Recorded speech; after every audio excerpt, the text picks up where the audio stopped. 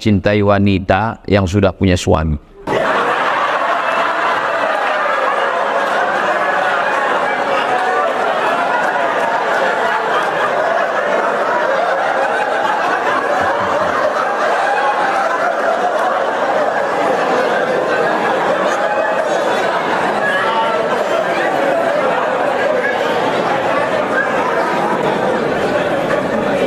Hukum berlaku pada perbuatan yang sifatnya pilihan. Saya ulang sekali lagi. Hukum berlaku pada perbuatan yang sifatnya pilihan. Contoh, di depan saya ada dua, air zam-zam dengan khamar. Saya punya pilihan. Saya bisa milih air zam-zam, tapi saya dengan penuh kesadaran memilih khamar. Haram. Kenapa? Karena saya punya pilihan. Masjid, diskotik, ada pilihan atau tidak? Ada pilihan. Mestinya saya ke masjid, saya pilihkan langkah kaki saya ke tempat haram.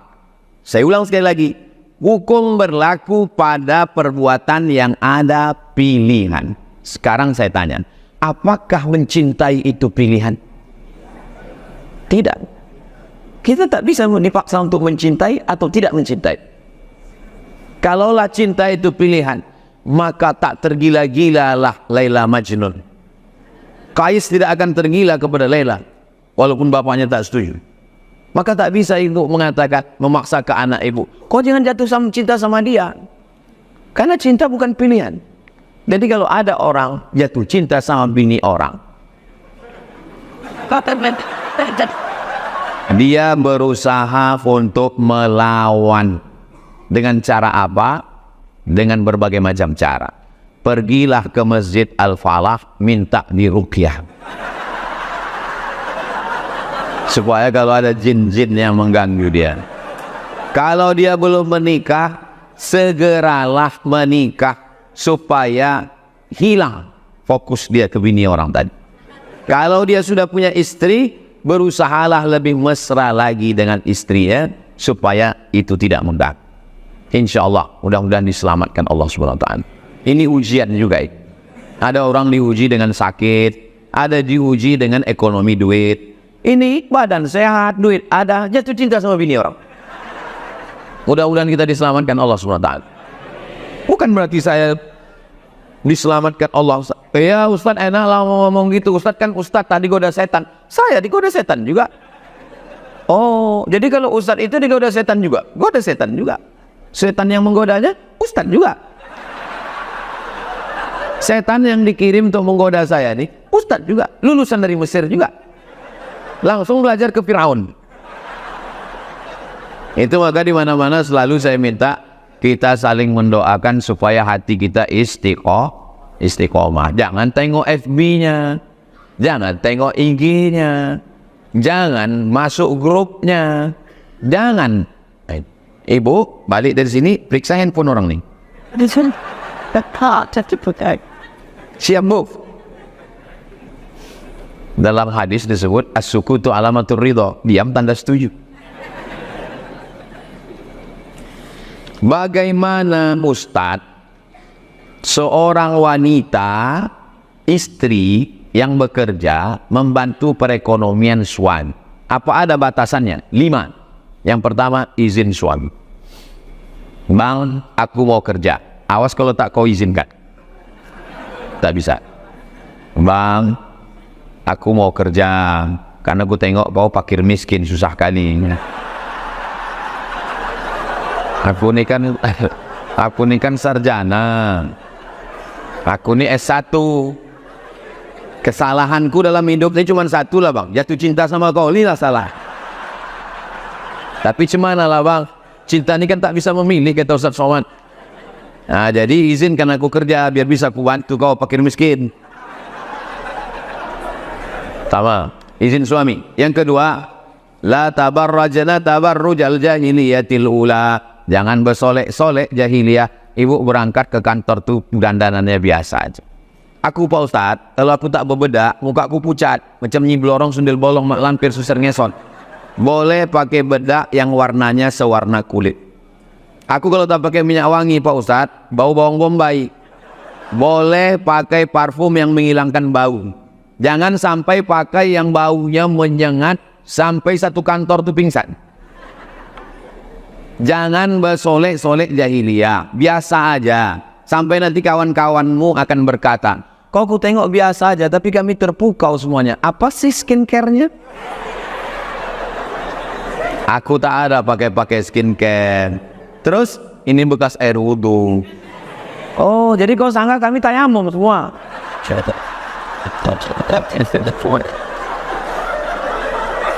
Yang ketiga, la yadribna bi arjulihinna, jangan pukulkan kaki ke lantai. Apa maksud jangan memukulkan kaki ke lantai? Sengaja dipakai gelang kaki kanan kiri gemerincing, pas masuk kantor kerincing kerincing kerincing kerincing. Semua derek.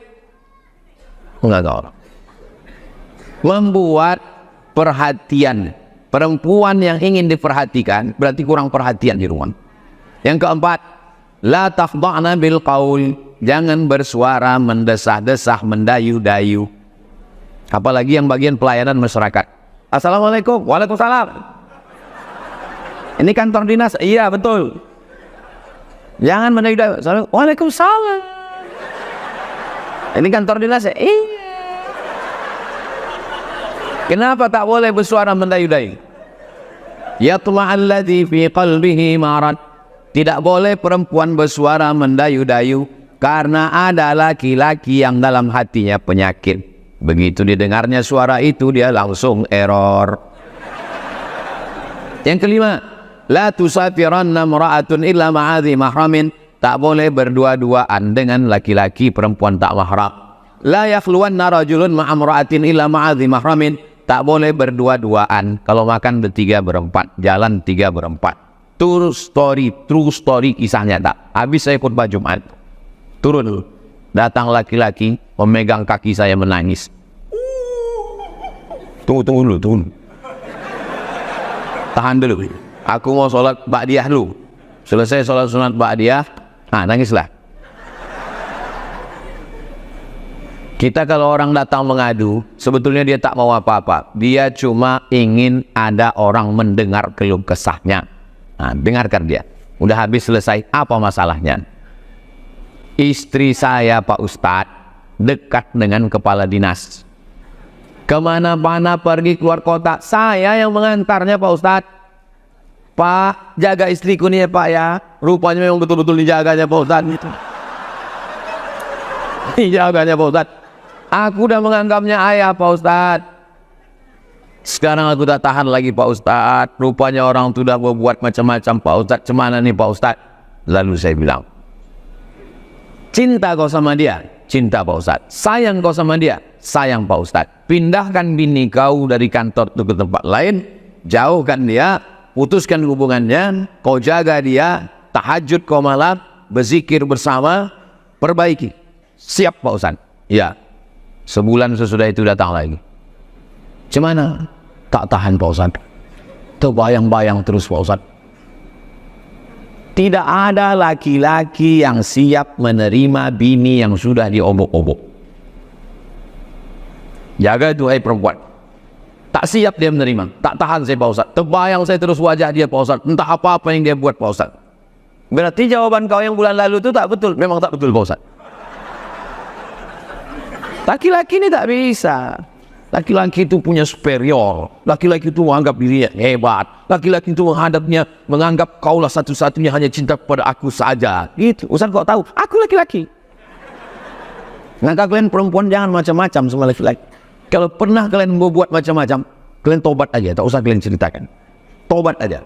Bang, aku tobat. Apa dosa kok? Diam, tak usah kalian tanya ada saya. Karena orang ini tak bisa menerima. Tak bisa dia menerima. Orang barat yang hidupnya bebas, yang hidupnya macam maaf cakap binatang. Saya dikirimkan gambar. Seorang perempuan mengaku ketemu pacarnya di rumah makan 10 menit cuman tak bisa diterima oleh suaminya. Laki-laki itu egois. Memang. Kalau mau laki-laki yang tak egois, bencong lah. Maka kalian perempuan, aku sampaikan hati-hati. Walaupun nampaknya saya tausiah di sini, tapi sesungguhnya video ini ditonton oleh semua kantor dinas dimanapun perempuan berada. Jadi jaga baik-baik 5 syarat itu. Silakanlah bekerja. Gajinya Pak Ustadz, suami bergaji 10 juta, istri bergaji 10 juta. Apa bedanya? Dalam gaji suami ada nafkah istri dan anak, tapi dalam gaji istri tidak ada nafkah apa-apa. Itu bedanya. Gaji laki ada untuk perempuan. Gaji kalian perempuan bersih. Tapi karena kalian sayang sama si fakir miskin tadi, deh, gaji kau pakai untuk abang ya. Apa kata dia? Bang, jangankan gaji ini, nyawa aku kasih sama dia, bang. Apakah belum cukup lagi STNK, BPKB yang udah kau gadaikan itu? Pakailah, bang. Perempuan ini kalau dia udah sayang, semua dia serahkan. Betul kan, Bo? Tengok. Dari tadi pas ku tanya, diam. Pas ini, iya, kata. Akannya macam-macam sama perempuan. Makanya laki-laki tak boleh berzakat kepada istri. Bapak banyak duit, lalu bapak bilang, istriku, aku dapat uang 100 juta. Ini zakatku 2,5 juta, 2,5%. 100 juta 2,5%. Ini ku kasih kau 2,5% sekaligus belanja kita. Tak bisa. Suami tak bisa berzakat ke istri, tapi istri bisa berzakat ke suami. Bang, aku kan bisnis woman nih bang, duitku banyak. Ini zakatku ya. Kau kan masuk dalam asnaf yang 8 tuh bang.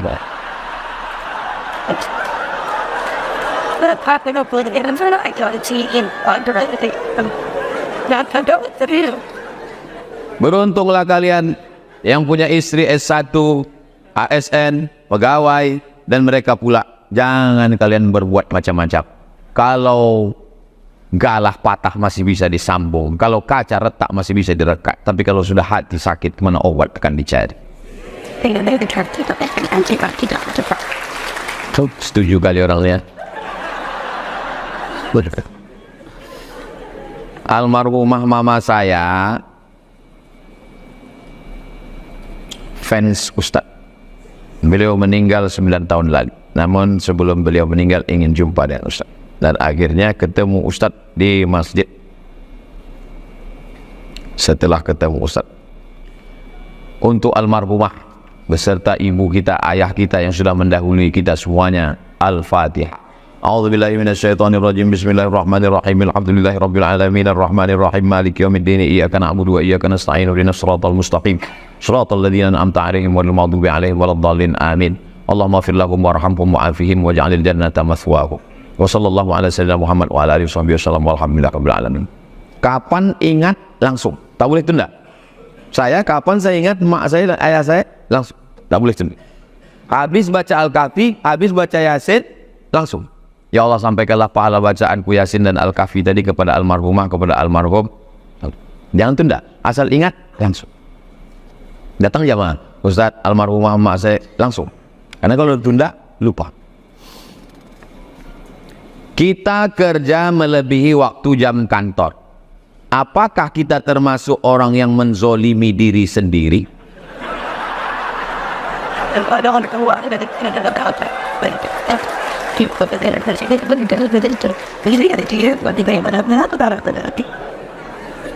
Inna li jasadika alaika haqqan. Badanmu punya hak, kasih dia makan. Tidak boleh puasa tiap hari, puasa terus sampai tak makan, tak boleh. Inna li ainika alaika haqqan. Matamu punya hak, kasih dia tidur. Tidak boleh tahajud dari isya sampai subuh tak tidur malam, haram. Inna li ahlika alaika haqqan. Istrimu punya hak, kasih dia perhatian. Tak boleh kerja terus, tak pulang-pulang dari kantor. Karena ada yang perlu perhatian di rumah, anak dan istri. Ustaz Somad nyusun jadwal bagaimana? Semua dapat. Santri dapat, YTWU dapat. Jalan Kamboja, Rimbo Panjang dapat. Kantor-kantor di Pekanbaru, semua dapat. Saya sudah atur. Saya insya Allah tidak zalim, tidak aniaya. Lalu kemudian masuk kantor jam 8, pulang jam 4. Mestinya jam 4 sudah pulang. Lembur sampai jam 8. Apakah itu termasuk aniaya? Tidak. Kenapa? Karena nanti habis jam 8 malam atau jam 9 dia akan pulang. Masih ada istirahat. Masih ada lagi waktu untuk dengan keluarga. Yang penting dengan keluarga itu bukan kuantitas, tapi quality time. Bagaimana kita di rumah? Sudah tahu kerja dari jam 8 pagi sampai jam 4 sore. Macet lagi di jalan sampai jam rumah jam 6. Habis itu azan maghrib, sholat maghrib. Tinggal lagi potong mandi, potong sholat 9, 10. Cuman 2 jam. Handphone mati. TV mati. Laptop mati. Gunakanlah untuk istri, untuk anak. Jangan lagi habis untuk itu. Datang anak membawa lembaran. Papa, ini tadi nilai di sekolah bagus. Dipoto pula ada anak respon kali. Datang dia mau menunjukkan prestasi dia. Tadi di sekolah dapat penghargaan. Dengarkan bacaan amma yatasa'alun. Amma yatasa'alun. Kapan lagi dia mendapatkan? Memangnya Ustadz ada jalan-jalan ke mall? Ada. Ustadz memangnya ada jalan-jalan? Ada. Gimana Ustadz jalan-jalan? Pakai masker, pakai topi, pakai kacamata hitam. Selalu saya jumpa jamaah di mall. Dipanggil Ustaz Somad ya? Bukan.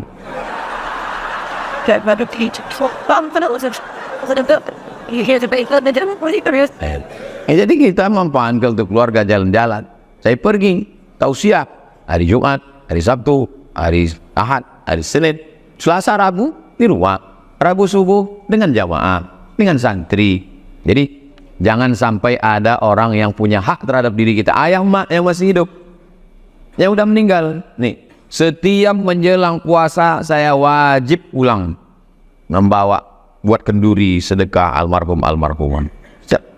Adapun paket tiap bulan sejak meninggal 2019 sampai sekarang 2023 200 paket tak kosong dari saya sendiri dan dibantu oleh jamaah sampai hari ini. Jangan pernah lupakan orang yang lalu, yang ada sekarang, karena kita berada di keliling orang-orang. Ustaz tuh ngomong aja tuh jatah DBI tak ada, ini nggak ada. Siapa bilang tak ada? Ustaz, bagaimana caranya bisa ikhlas dengan takdir Allah atas kejadian yang tak disukai, padahal apa yang diajarkan untuk rukun Islam itu sangat luar biasa? Dalam perjalanan hidup saya sejak 1977 sampai 2023, ya sekarang kira-kira lebih kurang 26-27 tahun lah. Umur ini kan bukan masalah angka, masalah rasa. Banyak sekali yang saya inginkan tak sesuai dengan yang diinginkan Allah. Yang terjadi keinginan saya atau keinginan Allah? Keinginan Allah. Dan saya tidak suka, saya marah, saya risau. Tapi ternyata setelah sekian tahun, oh, rencana Allah itu ini. Kita hanya bisa 3. Berusaha. Yang kedua, berdoa. Setelah itu bertawakal. Tapi jangan langsung ke langkah ketiga. Ini yang tak betul. Berusaha dulu. Habis berusaha all out, berdoa. Habis berdoa bertawakal. Setelah itu serahkanlah. Jadi jangan belum ada apa-apa udah tawakal. Maksud ditanya, abang gimana bisnisnya? Kita serahkan pada Allah. Itu tak betul. Itu bukan ajaran Islam. 3 step itu mesti dilakukan. Jadi dalam perjalanan banyak sekali hal-hal yang menurut saya, kalau sesuai keinginanmu dengan keinginan Allah, Allah ingin kau bersyukur. Kalau tak sesuai keinginanmu dengan keinginan Allah, Allah ingin kau bersabar. Di balik sabar itu ada hikmah yang luar biasa. Tapi kan ngomongnya aja yang enak itu. Pas menjalankannya, oh sakit kan. Bagaimana cara menghilangkan sakitnya? Pertama ngaji. Ngaji itu menghilangkan sakit. Ikuti pengajian-pengajian. Yang kedua, sholat. Yang ketiga, zikir. Apalagi di Pekanbaru ini banyak sekali majelis-majelis pengajian. Itu yang dapat saya sampaikan. Ini kertas ini saya simpan. Takut saya kalau saya tinggalkan ditengok orang tulisan, oh si Anu yang cinta sama bini orang lain.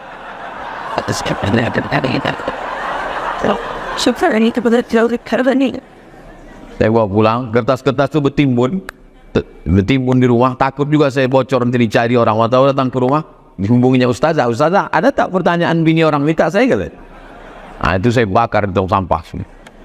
Untuk niat yang baik-baik, mudah-mudahan Allah kita jaga iman kita, Allah buat kita istiqomah. keluarga kita sakinah mawaddah warahmah, anak-anak kita soleh dan solehah, dan kita berakhir dalam husnul khatimah. Ala hadzini, untuk niat yang baik ini, Al-Fatihah.